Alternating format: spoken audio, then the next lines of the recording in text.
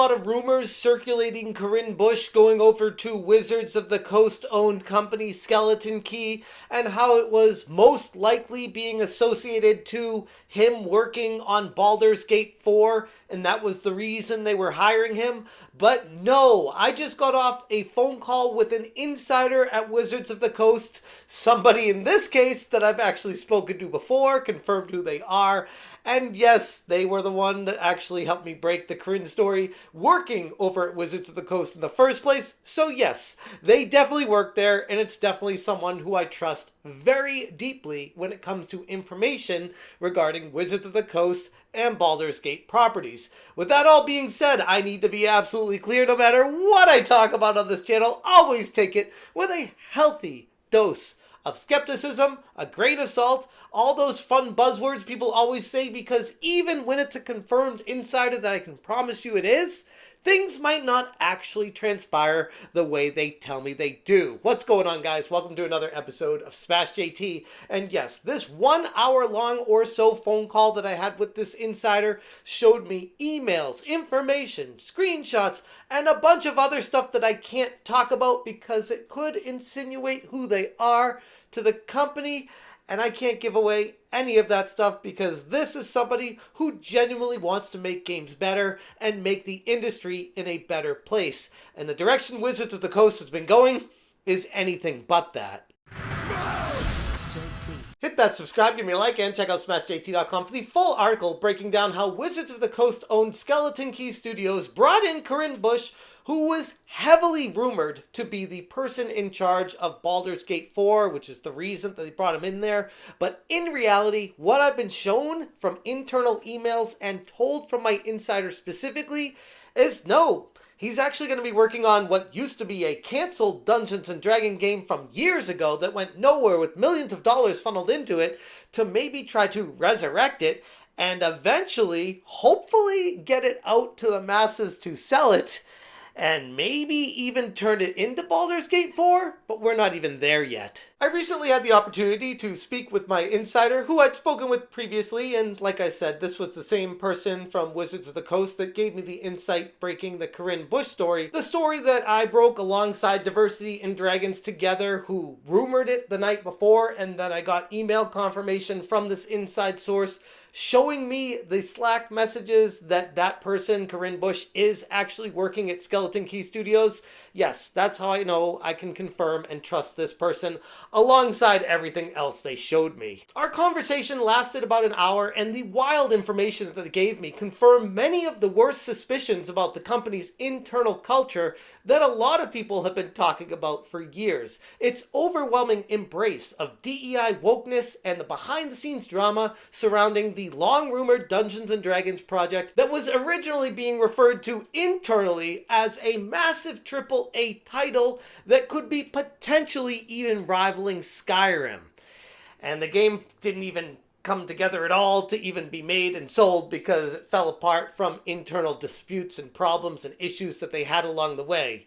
Big shock. Let's get this out of the way first. Despite the heavy rumors circulating online from multiple websites and YouTubers, Corinne Busche is not working on Baldur's Gate 4. My insider confirmed directly, showing me an internal Wizards of the Coast email via screen share, which I was also asked not to share publicly, that Corinne Busche is actually instead working on a previously canceled Dungeons & Dragons project that is not Baldur's Gate 4. The email showed me that was sent out to the entire company referenced a project under the name called Dante, and that game was once housed under the company Hidden Path Entertainment, which is another studio under the umbrella of Wizards of the Coast, and Hidden Path Entertainment is a very curious case in its own right, but we'll get to that in a second. Despite millions of dollars being poured into the failure, the game never progressed beyond early development and was ultimately abandoned. Now, Wizards of the Coast is attempting to revive it with Corinne Busche at the helm, raising some serious questions about whether Dante is being salvaged out of necessity rather than its once true potential that it had back in the day. If Skeleton Key doesn't eventually try to rework Dante's project into Baldur's Gate 4, 4, then Busche will officially not be leading the next Baldur's Gate installment. Instead, he's going to be attempting to resurrect a failed game, which is really not so different than when Corinne Busche came into Dragon Age the Veilguard and then rehashed and restarted all of that for what was reported to be the third redo of the game in a near 10-year cycle to get the game out the door. And maybe they're looking at Corinne Busche like, yeah, this person has experience with getting a project to a feature-complete state and getting it out the door, so yeah, bring that person in here. This is a lot of speculation from my insider with many moving parts. So like I said at the outset, take everything with a grain of salt. Many things can change, and with every leak, a heavy dose of scrutiny. I'm passing this information along from what I've heard to keep everybody up to date with the latest insights that I've gotten directly from the source, and it's really all I can do. My source continued stating that Dante was once touted as the Skyrim killer, with grandiose AAA ambitions trying to be the next big thing for the sputtering Dungeons & Dragons franchise. But the troubled development history that he talked about tells me otherwise. The project was an absolute disaster, and according to my source, Dante was in development hell from the very start, beginning before Exodus even began work in 2019. And despite all the years of work and money going into it, it never got past the vertical slice phase. And for those of you that aren't familiar with vertical slice, that's the stage where a team produces a working demo to showcase key mechanics like combat and side quests and world interactions in hopes of securing full project approvals and moving forward with the rest of it. Wizards of the Coast poured millions upon millions of dollars into the game, which my source doesn't know the exact amount, but said it was a lot of money, but it never gained any traction, ultimately leading to its eventual cancellation.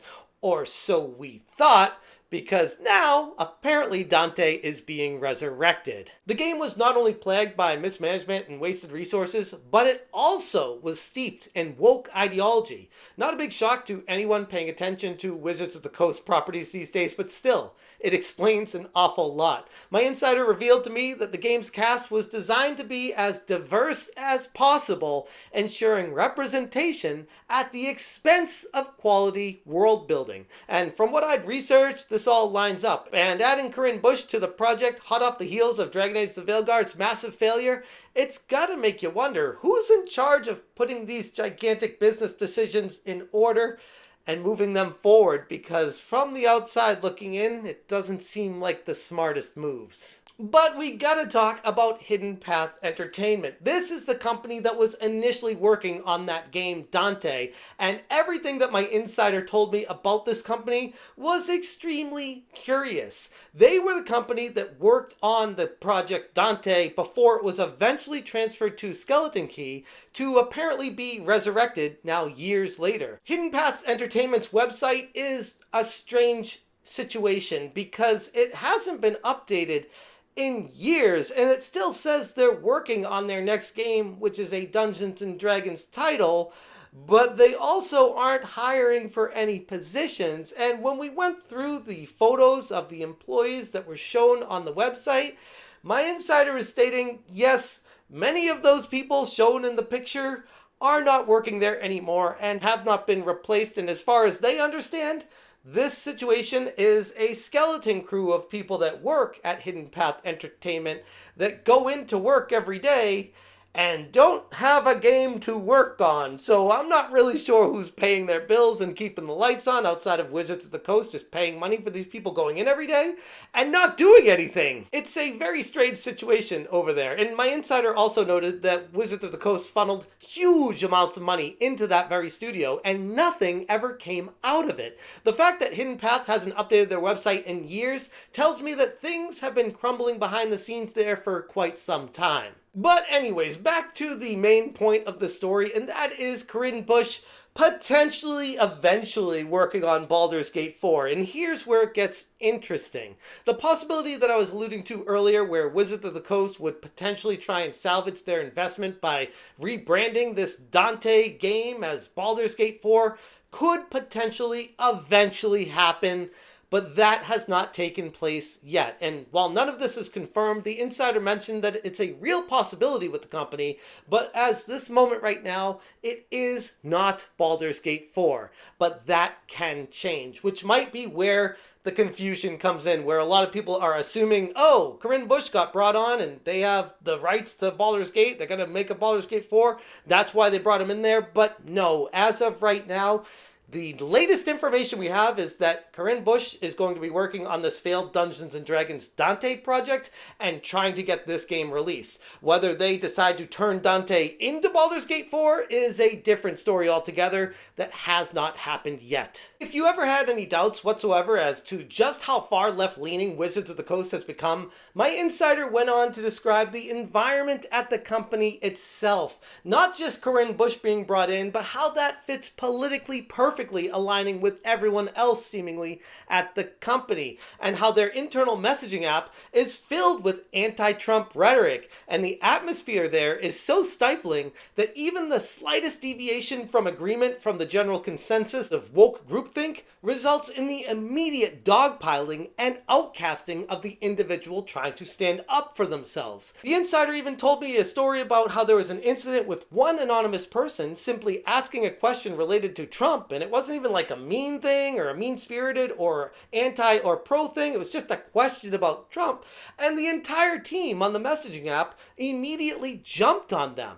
It was just an inquiry, and this kind of company culture that we're dealing with is exactly what is happening with Wizards of the Coast, a place where independent thought is dangerous and ideological purity is mandatory. Actually, now that I think of it, it's not just limited to Wizards of the Coast. This kind of feels like the vibe and the general consensus with AAA gaming in general, where you're not allowed to deviate from the groupthink, and if you do, they want you out. Wizards of the Coast continues to be a case study in corporate self-destruction. From their aggressively woke internal culture to their reckless mismanagement of resources, it's no surprise that projects like Dante have failed so spectacularly. The fact that they decided to bring in Corinne Busche to head a project over at Skeleton Key isn't surprising at all either, considering all the former BioWare employees that are filling that studio with rampant nepotism anyway. The idea that these people could try to rebrand a failed game with Busche as the head as Baldur's Gate 4 should raise alarm bells for anyone who values the integrity of that franchise.